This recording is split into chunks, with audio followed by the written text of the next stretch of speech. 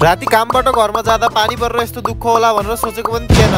So फेरि पनि स्वागत छ सबैजनालाई एउटा नयाँ मिनी भ्लगमा। आशा गर्छु सबै सन्चै राम्रो हुनु होला, तर मलाई चाहिँ अलिकति पनि सन्चो छैन। आज चाहिँ हाम्रो 100 च्यालेन्ज गरे 25 पनि भयो। आज बिहानै उठेर बाहिर एकछिन हेरेर फटाफट एक्सरसाइज गर्न थाले। एक्सरसाइज गरिसकेपछि बुढीलाई बुढीको सेलुनमा छोडिदिएर मजा लाग्यो। अब आफ्नो सेलुन तर्फ बाटोमा चाहिँ पानी परेर लास्टै ट्राफिक भइरहेको छ। कसको जला रहेछ कुन्नी माथि अड्केको, यतातिर फेरि टरक कम्मर भाँचेर बसिरहेको रहेछ। बाटोको किचड ट्राफिक सबै पार गरेर म सेलुन पनि पुगे। सेलुन पुगेर चाहिँ सिधै गए चिया पिउनको लागि। कोल्ड ड्रिंक पिउनु हुन्थ्यो, घाँटीको हालत नै यस्तो छ। त्यसपछि आएर चाहिँ एकजनाको फेसियल गरिदिन थाले। मेरो पनि बाल बढेर लास्टै लामो भएको थियो, त्यसैले चाहिँ मैले आफ्नो पनि हेयर कट गर्न पठाए। हेयर कट गरेर कस्तो देखियो कमेन्ट गरेर भन्नु होला। आज त पानी परेर होला, काम पनि राम्रोसँग चलिरहेको थिएन, त्यसैले आज सेलुन पनि छिटै बन्द गरिदिए। आज छिटो बन्द भएर होला स्टाफहरु चाहिँ लास्टै खुसी भएको थिए काम गर्नु परेन भनेर। त्यसै सेलुनमा ताला लगाएर म चाहिँ लाग्यो अब आफ्नो घरको बाटोतिर। तर बाटोमा चाहिँ खतरनाक पानी पर्दै थियो। फाइनली घर पनि पुग्यो। घर पुग्ने बित्तिकै कस्तो भोक लाग्यो, यस्तो घरमा चाहिँ अंगुर रहेछ, त्यसैले फटाफट अंगुर खान लागे। यो चाहिँ आजको कमेन्टहरु। बाइ।